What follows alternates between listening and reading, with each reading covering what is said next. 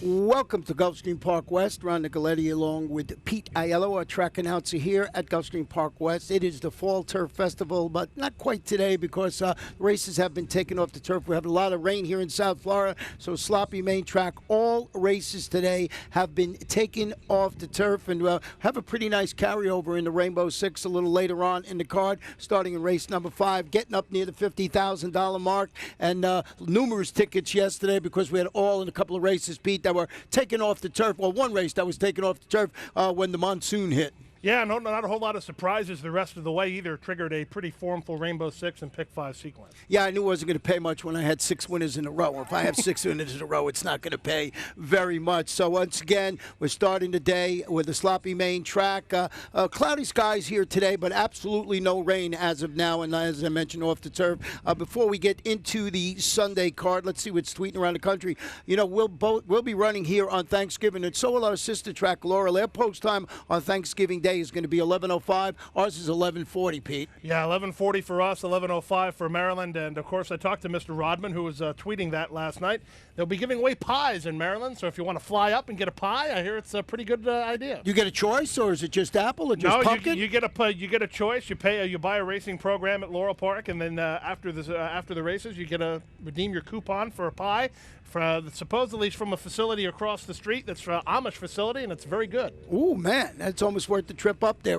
All I can remember from the Preakness is the crab cakes. They were fantastic. So if the cakes are anything like the crab cakes, or the pies, I should say. The other thing I wanted to tweet out, you know, Mr. Stronach, who owns all these racetracks we've been just talking about, he also owns Adena Springs Farms, and boy, their 2-year-olds have been running like crazy all over the country, winning. Their farm is doing fantastic. Absolutely. They have such a multifaceted operation that they can really strike anywhere. You can see the Coronation Futurity, Del Mar. You have overseas in England. It's just never know where the Adena Springs breds will show up. Had a nice winner from Ontario yesterday in Battery. Not an Adena Springs horse, but nevertheless represented the province of Ontario well. Well, before we get into the card, I want to show you one more thing. You know, we had 2 Grade 3 races yesterday afternoon. One I wanted to show you is the Grade 3 My Charmer with Lady Lara winning pretty impressively here. Just sat in a really nice spot behind the seat. If we show that stretch call of that.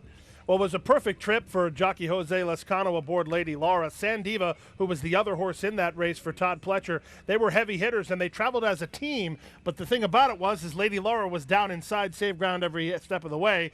Sandiva was hung 3 wide on the top of the turn, and then Lescano kind of drifted off the fence with Lady Laura and then collared the leader turning for home. Yeah, you know, it was a pretty nice ride by Jose Lescano. He found a perfect spot. I spoke to him afterwards, and he just said he sat behind there and waited for things to go, and the horse a little closer than normally, but he found that good spot, and she was pulling all the way. So nice performance. Absolutely. Now sends the Lady Laura Sandiva matchup to 5-0 in favor of Lady Laura. Certainly, if it was a fight, they'd have stopped it. All right, let's go to race number 1 today. Originally scheduled for 7.5 furlongs on the turf. When they're 7.5 furlongs on the turf, they go back to 7 furlongs on the main track. These are maiden claimers, Pete, 3-year-olds and upward. Yeah, well, this race was puzzling on the turf. It takes an even bigger puzzle now when it's transferred to the main track because you're looking for horses with main track form. And speaking candidly, you're just not going to find it. Caramello has the best form on turf, but he's been known to give it up in the late stages. Will the sloppy main track help carry him, do you think? And he's going to get the blinkers off this afternoon. And Manny Morales is the trainer, and he's got Emiciel Jaramillo atop this son to put it back. Pete, another horse that I use in there, it's similar situation, is a little calmer. Good third at this distance back on October 7th, albeit it was on the turf. Stretches out, tracked the pace last time out, failed to produce a late bid against similar. That was going 5 furlongs. Maybe the stretch out will help this one, rebound on this sloppy track this afternoon. Well, he has one race on the dirt, but please don't hold it against him too much. He stumbled badly leaving the starting gate in that race, had to rush up, and when you have to stumble and rush up, a lot of times it takes the starch out. Not saying it was a great race, not saying that this is his preferred surface, but I don't think it's anybody's preferred surface here. Makes for a good betting race, though, because we don't have a whole lot of defections in here, just the one scratch of number 7, Speed Reed, so the main track only gets in, 9 will go. All 9 of them really have a chance. Yeah, really. And the other one I just threw on my ticket at the end after the scratch was the 4, Burning Wild. Look at this horse's record on a wet track. 2 for 4 in the money last time out. Good third on the turf last time out. So ran pretty well in there. So as you mentioned, a wide open affair. Absolutely. We'll turn our attention now to today's second race. Second race has a field of 6 over the sloppy main track at 1.70 miles. Claimers at the $6,250 level. You have a couple of invaders who are taking center stage here. The 3 Pulpits Express and number 6 Steve, 8-5 and 9-5 on the morning line. Did you go with one of those? Yeah, I went with Steve. He's making his local return at a mile, as you mentioned, 70 yards after posting consecutive $5,000 claiming victories going a mile and a mile in the 16th, respectively, at Laurel, who we were just talking about, where you can go on Thursday and get a free pie. Phil Serpy has Jonathan Gonzalez in the saddle. Look at this horse's record on the wet track: 4 starts, a win, and a second. My question to you, do you have the same angle with the Jersey shippers as Laurel shippers? No, I think Laurel's a little bit of a different surface. The whole theory about the New Jersey shippers, and the 3 Pulpits Express is one, is that the track up there is not very sand-based. It's a surface that you can just kind of skip over. Whereas here in South Florida, with all the rain, we have a lot more sand on our surface, so it's a little bit more tiring a surface. Doesn't mean it's any faster or slower. It just means it's a different composition. And so the question is, with Pulpits Express, went off as a 3-2 favorite last time out when trying the dirt for the first time in a couple of months. Didn't run well at all. He stumbled at the start and had to rush up. Do you draw a line through that race? Yeah, they're going to remove the blinkers this afternoon. You have to mention the connections of George Navarro. And this horse is working consistently over this track, racing without the blinkers. And if you look back, he's had one previous race on the wet track and won. Yeah, I mean, that was a pretty good win, too, as he got a $13,000 first-place prize for that. So he was based in California for a long time. Wonder if that wasn't in California. That'd be all the more interesting because it doesn't rain much out that way. Sir Sparky is your third play in the race, Ron. He's a 3-time winner over the wet track. He projects to stalk the pace in today's race and see if he can get up. Sorry, Pete. Yeah, it was a fast closing third at the distance back on October 17th. Now he turns back slightly after sitting really far back. He was about 14 lengths off the pace. He made that middle move last time out. He finished an even 5th on the turf, going a mile and 16th, albeit on the turf. But he's pretty good on the wet track. Like you said, he's a 3-time winner on the wet track. Well, if you're looking to try to bolster the chances of the number 6, Steve, who is the morning line favorite and Ron's top play, the last time he went 2 turns was at a mile and a 16th at Laurel. It was in the slop, and he won by 4. So he'll be going for 3 in a row today. The chink in his armor, he set foot on this main track twice and has yet to register a victory. Well, this next race, not on the turf. Not on the turf, but it doesn't lose any quality. The third race of the afternoon, may allowance competition for a $50,000 allowance pot. You might as well call it an overnight stake, if you will, for a $50,000 purse. This race is off the turf. Had a stakes winner on turf that's going to stay in Do the Roar, but he gets demoted now that the race is on the dirt. The headliners are Speechify and Weekend Holiday. Weekend Holiday, winner of the Sunshine Million Sprint last year, and Speechify, a graded stakes winner and a winner of a race over this course last year in the Kenny No. Well, this horse, like you said, originally was going to be on the turf, but I wanted to go back and backtrack and show you a performance from last December when Speechify won the Mr. Prospector Stakes. That was stakes. It was on the dirt. Here is that race. It was last December 27th, and he was very impressive this day, and he edged away late to win it. It was on the main track. I think he can run very well in here. The horse that's third along the inside is a horse by the name of Mongolian Saturday. That's the same Mongolian Saturday that won the Breeders' Cup Turf Sprint. Speechify beat him, albeit on dirt. Yeah, on dirt, so I think he does really well. You mentioned Do the Roar was given some time off after posting those victories in both the Treasure Coast, Bonita Springs. That was during August and September, but that was on the turf. Yeah, the number 10, Speechify, is a very good story, though, because he has big-time throat issues, and he has a lot of allergies, if I understand the story correct. His diet consists of soup.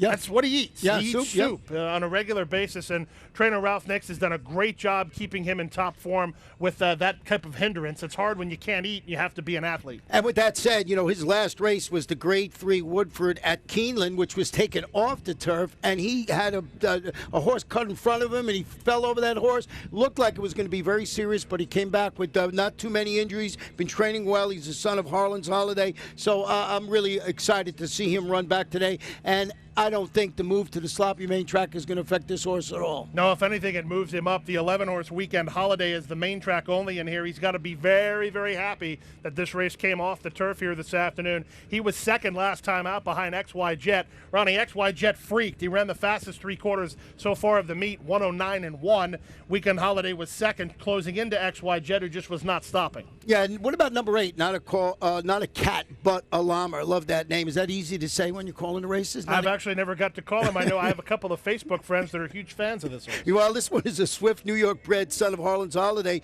trained by Todd Pletcher. He's trying 5 furlongs for the first time in his 33-race career. He duly faded at a mile in the 16th. That was the Mohawk Stakes. Looks like he can handle the move to the main track. Well, the two headliners in the race are Speechify and Weekend Holiday. The turf horses Do the Roar and Not a Cat But a Llama, the unknown commodities. Everybody somewhat unproven at 5 furlongs. Nevertheless, a very good feature race, race number 3. Fourth race of the afternoon, 6 furlongs. The Journey Maiden Claimers in at the $12,500 level.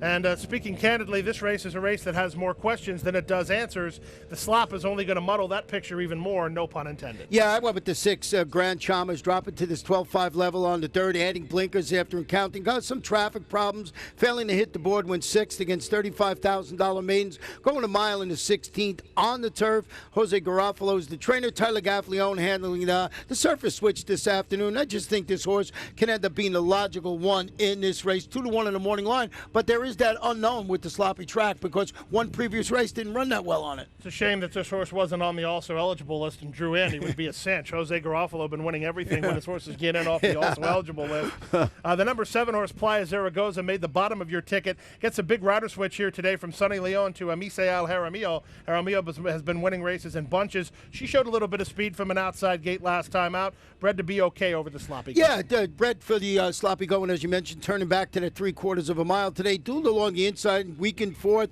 Enrique Sanchez, the trainer you mentioned, the jock will be riding. He's going to go up there and ration her speed today. She can get loose in. This is a key. This is race 4 we're talking about now, but watch earlier in the day. See how the racetrack is playing, with it being sealed and everything like that, and see how it goes. Absolutely correct. The 5 horse Under My Skin has the distinction of being the only horse in this race to hit the board over the sloppy track. Also gets a big rider switch today from a 10-pound apprentice to veteran reinsman Miguel Vasquez. Yeah, and just need a little more last time out for the stretch. And he weakened to finish 4th. He was only beaten 1 3/4 lengths at this level and distance last time out. So race number 4, pretty wide open affair. Field of 7 in race 4. The 5th race today, it starts the all-important Rainbow 6 wager. This race off the turf, main track at 7 furlongs. And we have a variety of scratches in here. Ronnie, I'll look over your shoulder because I don't have them in my form. They're in my program. Scratch the 1, 4, 5, 6, 9, 11, 13, and 14 in this race. So that means that number 8, Flash Song, but probably takes center stage on the main track. She's good on the slop, and she's good on the main track, and she has speed. Put those 3 things together, I think you have a live contender. Yeah, I mean, she's had 4 previous races on the wet track and won 3 of them, so 3 for 4. So I mean, to ignore that morning line, that was done for this race being on the turf. But I stuck with number 7 in here, our $1 Million Baby, who's turning back, to this 7 furlong distance today. Was 4th behind a solid performance against $10,000 claimers at the Meadowlands. Island Iwinski will be in the saddle. Will be training it this afternoon. I'm looking at the. I think I'll move it down if Alan's going to ride. No, Paco Lopez will be in the saddle. I got so many scratches on my sheet here that it's hard to see what I wrote down. Paco Lopez will be riding that. Flash Song for all the reasons you mentioned. And what about the 10, Almost an Angel? Speed, Prado, ran good on the turf last time out. Why not get up there and then try and steal this one on the front end? Well, the last time she was on the main track, she was second behind Turnout, who was expected to win, so nothing wrong with that effort. I think what we're saying is the horses with the best main track resumes are the 7, 8, and 10. I think so. I agree with you 100% there. Race number 6 today starts the 50-cent pick 5. It's on the main track, of course. This race at 1 mile and 70 yards. You've not won 3, or if you're a 3-year-old, you can run wide open in here. And a lot of the usual suspects in this race. We're going to take a backtrack look now at the last race for 3 of the competitors here. The 3, the Sundrop Kid, the 4, Manny Blue Boy, and the 8, Zoom Box. They're no strangers to each other, and they're going to be 1, 2, 3 here as they run around the far turf. turn. So on top, it's the Sundrop Kid. Moving up on the far outside is Manny Blue Boy, and from between them, Zoombox. Forged, who ran yesterday, is backing up. In the end, you'll take a look and see that the Sundrop Kid fends off the challenges of both Manny Blue Boy and Zoombox.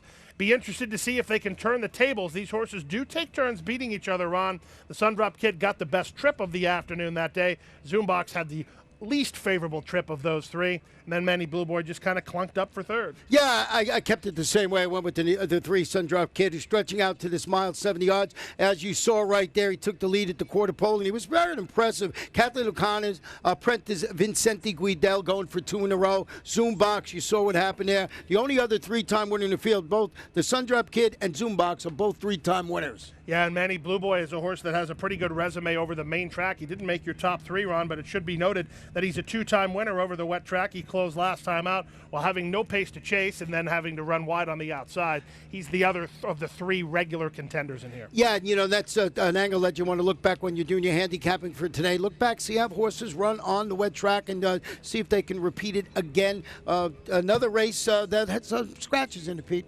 We're talking about the 7th race now. You ready to move along? Yeah, I'm ready to go. Yeah, 7th race of the afternoon, the start of the late pick 4. We're off the turf in here. We're on the main track at 7 furlongs. Scratch the 4, 7, 10, 11, and the 15. Take note, the 16 Athon gets in and will go. We have a couple of rider changes in here as well. Antonio Gallardo rides number 9, a Mace. Jonathan Gonzalez will ride the 16 Athon as scheduled. Winston K on the 14 Fighter. So with the scratches, still plenty to choose from to start your late pick 4. Ron, how did you see this one? Well, I went with the number 8 in here, and that is Southern Stroll, cutting back to 7 furlongs today after that 5-wide trip produced a 4th place finish last time out. I just stuck with this horse in here, but never been on a wet track, so it's a little bit of a guess on my part. Well, the horse that has been on a wet track, and he ran pretty well to finish third the day that he was on the wet track most recently, is the number 6, All My Memories. He ran just 4 days ago, so he's on the quick turnaround for trainer Michelle Nevin. Jaramillo has the call here. This horse has not won on the main track, or on the sloppy track, I should say, but he has won multiple races over the main track, 2 of them, in fact, and he's taking a steep drop in class here. Looks like he has the best resume for today's sloppy conditions. Well, number 16, Athon, you mentioned getting in off the also eligible. First off the claim by Christian Mulhall, and this one didn't run badly in its previous wet track. It's not in its past performances, but one time finished second.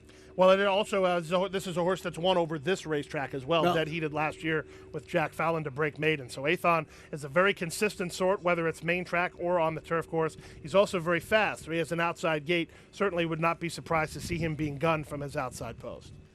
Race number 8 today is the start of the $1 late pick 3. These horses have not won 3, or they're 3-year-olds. You can run wide open. What that means is, again, if you're a 3-year-old, there is no conditions to the race. It's wide open 62.5. If you're an older horse and you've won more than 3, you're not eligible for this race, so it's a dual condition. A lot of fans ask me all the time, what is the B classification?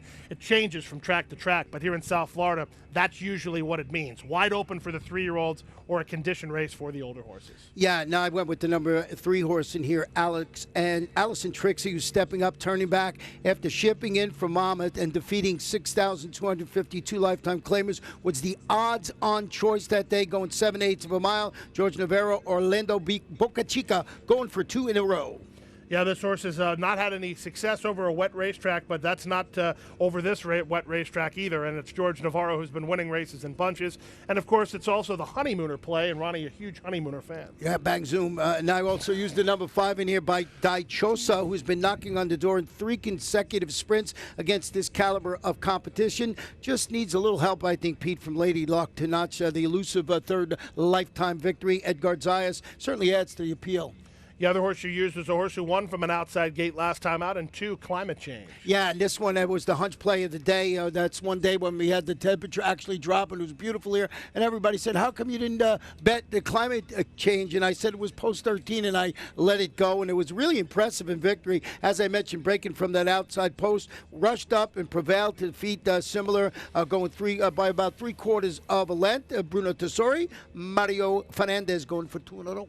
Well, there's another horse that I think needs to be merited consideration here, Ronnie. She's not on your top 3, but It should be noted that the number 6, Kicking In, was mugged last time out. I mean, she had trouble from every point of call, and by the time they got to the top of the stretch, I mean, she just had so much trouble. She checked herself back. I think she might have some mental issues, and I don't mean that in a negative light, but when she won here, she brushed the inside rail, and then last time out, she was hard to handle. So she's a horse with a mind of her own. But she's back in 8 days. Now, that makes sense to me because she couldn't possibly have needed to blow out a match in that last race because she was in trouble the whole way. She never got to really stride out and run. She was 4-1 in that race. It was the race that Climate Change won. It was the race that Dichosa finished third in, and Kicking In gets her jockey back today in Jose Caraballo. She's run one race over a wet racetrack. It was a victory. And that's a very good angle there. And that horse, Jock lost the iron in that race, didn't he, too, in there early on? It was horrendous all the way around the racetrack. He lost his iron, then he got it back. Then she was checked between horses. He was trying to get her out of there. She wasn't having any of it, so they squeezed her at the top of the stretch. It just was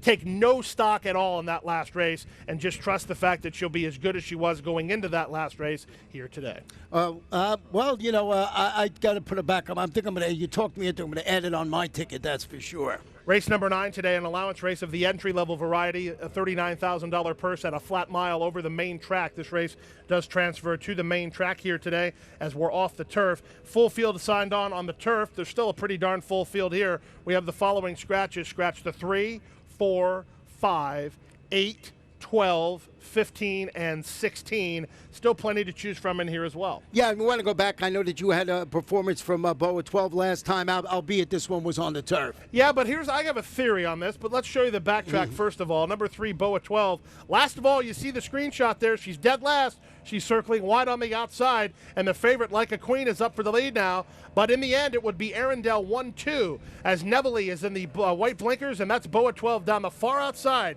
for jockey Jose Caraballo. She goes from the outhouse to the penthouse and wins going away, defeating her stablemate in deep stretch. Yeah, that was a pretty nice performance that day, and it was very exciting. And, you know, actually ran probably way longer than everybody else did in that race, going that wide in there. But Pete, the number 11 horse in here, and I want to ask you, how do you think we should pronounce this one today? Coming from the Todd Pletcher barn, looks like the one to beat in here, number 11, going from its main track victory at Keeneland, coming here, and it certainly looks like the one to beat with the move to the main track. Well, I haven't had a chance to look up that name yet, so I'm not even going to attempt it. I don't want to embarrass myself in that regard. But Forvo.com and the Keeneland Replay Library coming my way shortly. Rest assured, she will be called correctly. She also is a horse that comes out for Starlight Racing, as you touched on, that won as a favorite last time out against maidens at Keeneland. Yeah, I mean, this horse, I did not use this horse when it was on the turf. You know, it was a Pletcher horse in here. But with the move to the main track, I had to go with the number 11 in here. And number 10, Boa 12. For all the reasons we just showed you there, got to prove it can run that well on the main track today. Yeah, but here's my theory. Look at the top side of the pedigree, Lemon Drop Kid. He didn't have any trouble with the wet racetrack. She's never ran over the dirt, so there's really no reason. You know, it's one of those things where you can't hold it against her because it's never happened. You can wait and see how it happens today, and then if she wins, you might be upset with yourself. But again, there's also that axiom in racing, never bet a horse to do something that they've never done before. You would have to ignore that axiom to bet on number 10, Boa 12. But in my opinion, if her sire could handle the mud, I think she might be able to too. You know, there's another horse in here, Silvery Starlet, is a half-sister to $1.2 million earner Roman Ruler, now in the Ralph Nix barn. This horse, I just love the breeding show. Lightly raced 5-year-old mare. And, you know, I just think this horse certainly bred for the wet track. And if you're a wet 410 on the Tomlinson numbers. 410 on the Tomlinsons and that, nothing. And I just like this. I think this horse is going to be really special, coming off a bit of a layoff, going into the Ralph Nix barn. And I think this horse is going to run well, and they're certainly bred to handle the wet track. Speed will be her weapon of choice. She showed tactical speed in all of her races here so far in her career. Nix can get one ready off the shelf, and as Ronnie said, she has a 410 Tomlinson number, which she might need. Look at the black cloud to your right, Ron.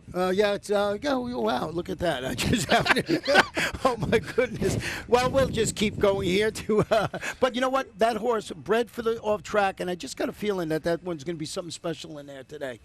Well, I think it's a race that has some depth to it. Again, the good news is that the races are off the turf and there are some scratches. But the good news is they were 16-horse fields to begin with, so they still have plenty of options. Yeah, plenty of options. We'll have a bunch of rolling super high fives throughout the afternoon. Certainly one in the last race. No scratches in race 10. Yeah, and it's a tricky race before the rain. The rain will even just add another facet of difficulty to this race. It's a maiden claiming race for the 2-year-olds. They go 6 furlongs. They're in for $25,000, just kind of like a race yesterday. We have some first-time starters that may show some ability, and we also have some horses that are dropping in class trying to get that elusive victory. I set you up in that regard yesterday, and you had the winner. Will Be Magical was dropping in class for form, looked very much like your top play here, So You Think You're a Romeo. Yeah, going from turf to dirt, that one yesterday. This one, So You Think You're a Romeo, has its claimant tag sliced in half after getting both addition of Lasix and blinkers, finishing fourth in its local return at the $50,000 level. But that performance was highlighted when the winner, Lying Eyes,